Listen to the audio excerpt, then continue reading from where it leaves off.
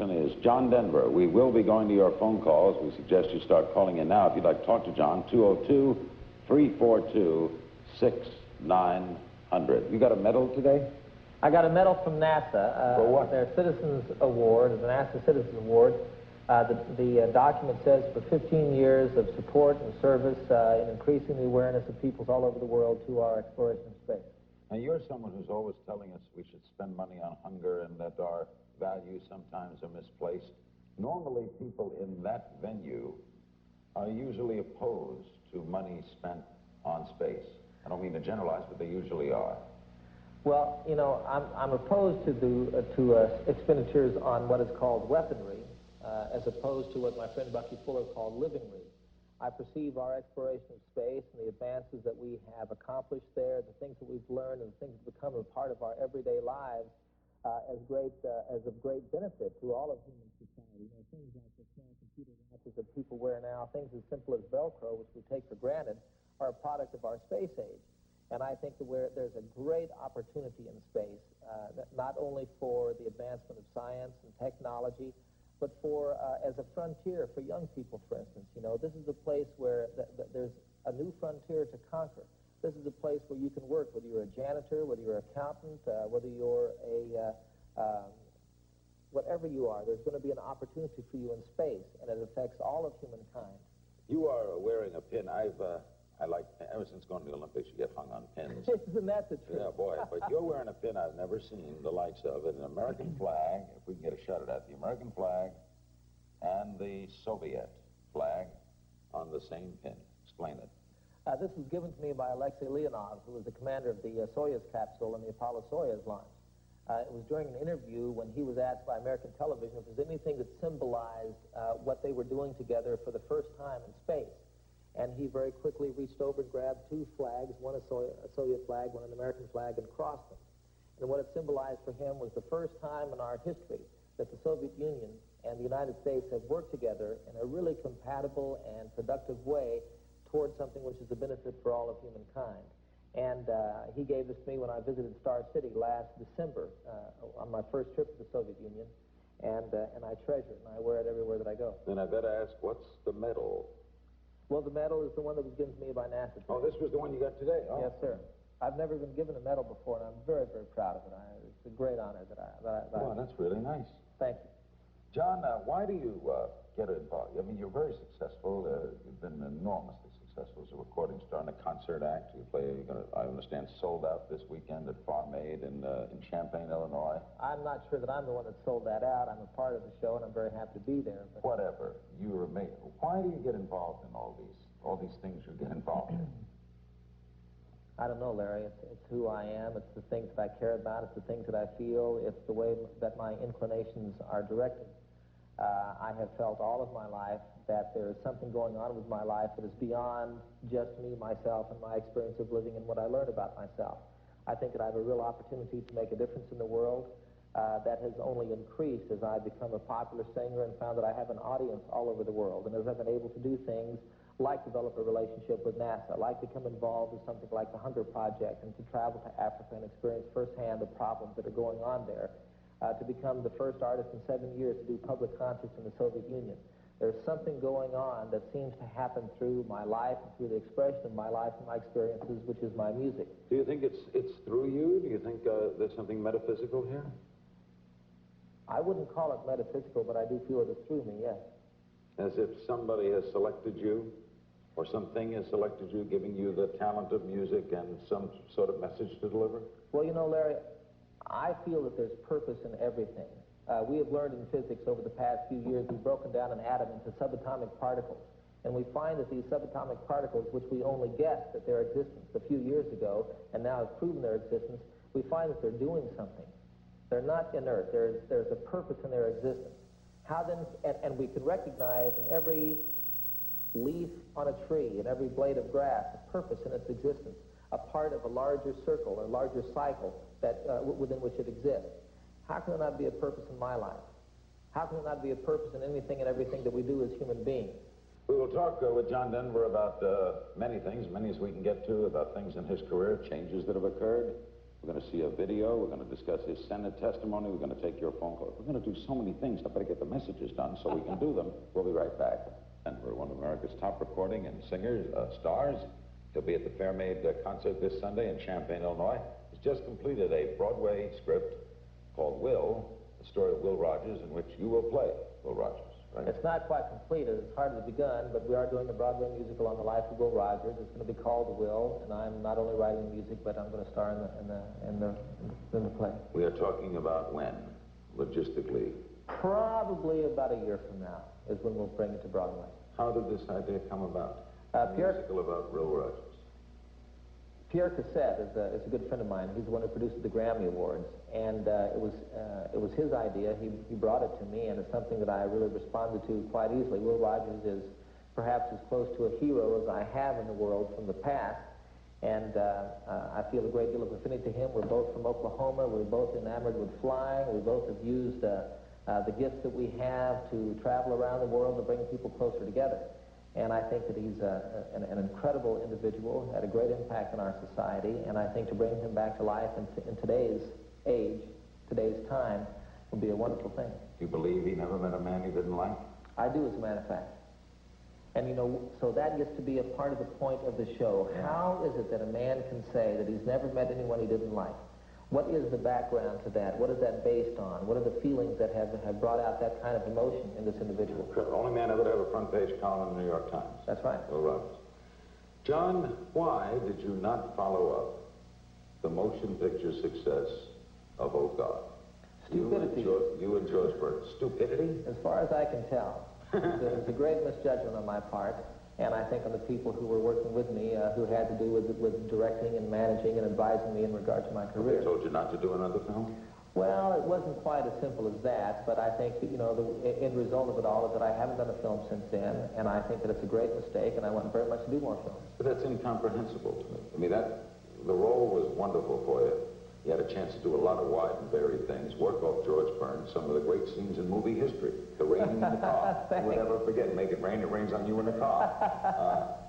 How could you, I'm trying to comprehend that, how you could not follow that up. Did you have offers you turned down? There were offers that I turned down. I was offered, as a matter of fact, the role of Zach in An Officer and a Gentleman, and I turned that down. Good move, John. Do you think so? Oh, good move. That movie will never do anything. Stupidity, as I said. When I read that script, it read to me like a B movie. And I think out of my naivete and lack of experience in the motion picture industry, I was unable to see beyond the lines on the page and see all that movie was. It turned out to be a great movie. I think that I could have done it, and I wish that I had. And I made the mistake of turning it down. You testified before the Senate supporting those who say there should be no, not only no banning of records, but no labeling of records, etc., right? Right. Reason? I believe that that what occurred today was most specifically to bring to the public's attention this particular problem, which is a very real problem. My concern is that what went on today was directed towards the possibility of legislation being passed, which by law would allow our government to enforce a certain practice of rating or labeling recorded albums. To me, this approach is censorship. I am opposed to censorship in any form, anywhere in the world, and certainly here in our country. Do you have a solution to the problem of pornography and violence and drug usage on records? Well, I think that what the ladies from Washington have brought to the fore is a very, very minuscule aspect of the totality of what comes out in the record business. There's 125 films released a year. There are 125,000 songs released every year. A lot of the songs that they spoke about, a lot of the album covers that they presented today, a lot of the videos that they put out are things that have happened over the last few years that are not just current. I believe that the audience for this is really very, very small, and I think that to deny something from any group of people makes it all the more interesting, all the more enticing to those people. In other words, if you put a rating system on, you're going to sell more of them. Exactly. The X-rated albums. Exactly. And in any case, I think that what we're addressing here is a symptom of the problem, not the problem itself. You know, how can you point your finger at the recording industry when on national television at a baseball game the fans are heard to be chanting, "The Blue Jays suck"? I mean, you know, this is not the problem. This is a symptom of the problem. What the problem has to do with, in my opinion, is the influence and the responsibility being taken by parents, by elders in our society in regard to their young people. Yeah, we should be responsible for what our kids listen to. Absolutely. I think that there's no one that has more influence on a child than his parent. I think that there's no one who has more influence on an individual than someone that individual cares about. And this is where we need to handle this problem. And we need to handle it out of the voluntary restraint and discipline, if you will, of the people who are involved in the business. But never, and certainly not in a free society, in a democratic society, can this kind of action be enforced upon the people by the government. We're going to see a clip from a new video of yours that I understand may change the Denver image a little. What is that's what I'm told. I think it already has. It's called Don't Close Your Eyes Tonight, right? Yes, sir. Is this a change for you? Well, a lot of people have looked at it as such, but a lot of people said that I was changing my image when I got rid of my glasses. And it's like every once in a while women get a new hairstyle, every once in a while you get your car painted a different color, every once in a while we change our clothing style. I got tired of wearing glasses. I wanted to wear contact lenses. I felt like there was something to a degree that I was hiding behind there, and I wanted to get out from behind that. I have not changed my image. The heart is still the same. Where I'm coming from, what I care about, what I'm doing with my life is still the same. We shall watch from John Denver's new video, Don't Close Your Eyes Tonight. Is this the changing of the car color? Let's watch. You don't close your eyes tonight. Let it be me, not just a fantasy. Let it be me tonight. Don't close your eyes tonight. Just look at me, see how many times I cried for you. Don't close your eyes tonight. Let it be me, not just a fantasy. It ain't Wheaties. It ain't a Wheaties commercial, John. That's pretty sensual. Good song, pretty sensual. It's a little Wouldn't you say? steamy. What? It's a little steamy. Yeah. Did you enjoy doing it? Very, very much. Yeah, I would bet. Who was the girl? Her name is Deborah Kelly. She's an actress in Los Angeles. And, she'd just gotten married about a year before I met her. How long did it take to do a video? We did that in 2 days. One day was spent filming the color part of it. One day was spent filming the black and white. And the black and white didn't turn out. There was a huge problem that happened in the lab. As a matter of fact, there was a great deal of controversy about it, and insurance people were called in and like that. So we had to come back and spend another day redoing the black and white. But basically, we did it in 2 days and another few days editing it. Are there any people, fans, who are saying this was maybe too much for you, John, that you shouldn't have stepped over that line here? I've heard a great deal of people who were surprised at what they saw in that video. I've heard no negative comments about it. How's the song doing? The song is doing very well. It's very interesting to me that there seems to be a great deal of resistance to me on top 40 radio, on popular radio today. And we find that it's being very difficult to overcome. But we have a good song, and we have a good video, and I have a long history of lots of things, and all of that put together is really allowing us to move forward, I think, although it's obviously a struggle. The problem with the radio is that your image is one of in the pop idiom, and you had so many successes in pop that they apparently feel that if the disc jockey says, here's John Denver's newest, people might say, wow. I think that that's true, and I also think that a lot of people are really not aware of what I've been doing with my music and with my life around the world for the last several years, and really are not in touch with what I'm trying to do now, and don't recognize how that affects what they're doing and what they want in their lives. And to a degree, what we're trying to do, for me, I've been so involved in so many things, like the hunger issue, like traveling to the Soviet Union, creating that opportunity, that I really haven't paid attention to business. And I'm sort of paying for that now. And what is necessary for me is to reconnect myself with the people that I'm involved with and to bring them into what I'm doing. We're going to take your phone calls for John Denver after the upcoming break. Later we'll talk. Let's take the first call for John Denver, San Antonio. Hello. Yes, hi, Larry. How are you doing tonight? Hi, what's the question? My question is for John. I was wondering how he got his start in show business. My name is Eddie Little. I don't need your name. Where'd you begin, John? I went to school in Texas Tech. My father was in the Air Force at Carswell Air Force Base in Fort Worth, Texas. I was going to school at Texas Tech, and music was getting in the way of going to school. And so I left college, went out to the West Coast,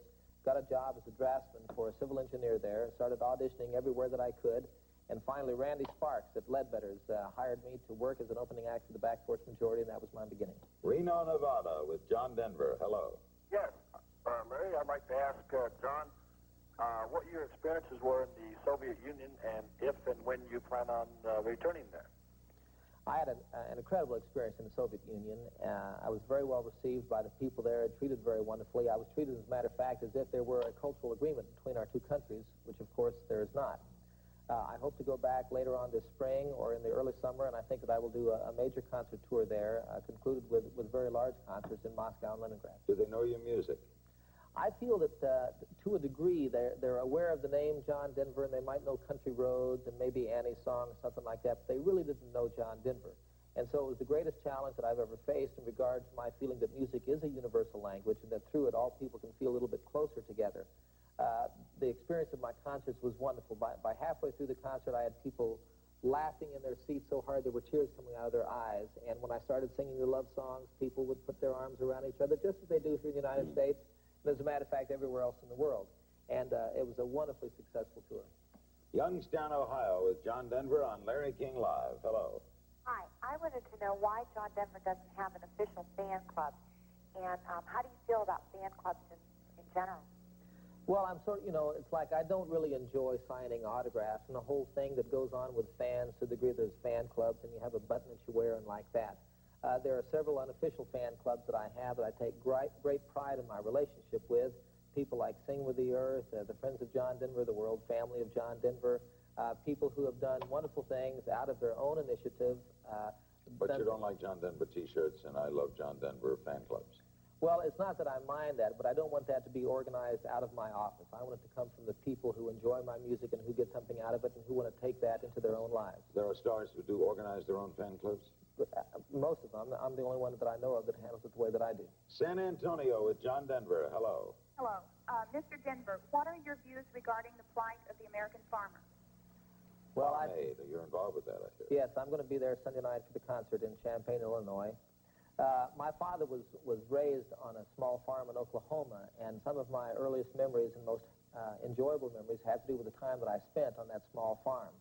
I feel that the small farmer, the small businessman, is the backbone of any society. And to the degree that we lose sight of him and what he does and what he gives to our culture and to our society, I believe that the loss of the small farmer is the beginning of the loss of our culture, of our society. I'm desperately afraid for these people. I will do anything that I can to support them in their effort to sustain the lives that they have built, the work that they've done to create a life, a future for themselves. It's a shame, isn't it, that we have to do a benefit for our own farmers? It is a shame. I mean, something's the matter. It is truly a shame. It's also a shame that we have a surplus of food that these people cannot get money for, which food could be used to feed hungry people all over the world. Hartselle, Alabama, for John Denver. Hello. Yes, sir. I would like to ask you if any of your complete concerts that you do around the country, around the world, will hit the home video market. Not yet. We've not done any films, any concerts for television. It's something that I look forward to doing at some occasion, but I've not wanted to do it yet. Once you do that, it sort of takes away from the possibility of doing the live performances itself. The only thing that I've done recently that has to do with a video or a recording of a live concert is what I did in the Soviet Union, which will not be seen in the United States. Time for just a couple more calls. Woburn, Massachusetts, for John Denver. Hello. Yes, I watched the hearings today, and I think finally the government is responding to outcry from the public about how corrupt the record industry has become. And I just wanted to ask, especially as he's mentioned, the top 40, problems breaking into top 40 and that explicit video that he had to make, as far as the pressures that are on artists right now from the industry as it's changed and there are more criminal elements coming into the industry. Is that true? Paying off. I don't think so. First of all, I don't think that my video is explicit. Secondarily, I think that the problem that we're discussing here, it's a very real thing, and some of the stuff that you see on television these days, and some of the things certainly that were presented in the hearing today, are, as far as I'm concerned, real trash, and I would not allow my young children, to watch them. However, They're the exception. Pardon? They're the exception. They're the exception. They are a great exception to the rule, to the generality of what is made available through popular music. Last call for John Denver, and then we'll talk with Tracy Ullman from New York. We go to Beaufort, South Carolina. Hello. Hi, good evening, John. Good evening. I'm a disc jockey. There's a question I would love to ask you, and that is, there's no question compared to the music that you did back in the early 70s that perhaps your music isn't as popular, or maybe, as you mentioned earlier, isn't selling quite as well today. I'd like to know, what pressures does a record company bring to bear upon an artist when the records start selling less and less? Okay, I hate to rush you, sir, but we're close on time. What do they do? So I think there are a couple of things. One, they urge you to work with another producer to do a different kind of material to see if that's not going to work a little bit better for you. The second thing is that to a degree they start to take you for granted. You know, even though I'm not having the kind of hit records that I did in the middle 70s when I was perhaps the most popular recording artist, the best-selling artist in the world, all of my albums sell around 1 million copies. The record company really doesn't have to work to make that happen. It doesn't make a difference to them if I have a hit single or not. And so to develop the kind of relationship with them and to use the promotion people and to have the relationship with the radio people like yourself, that all of the things that make a hit record happen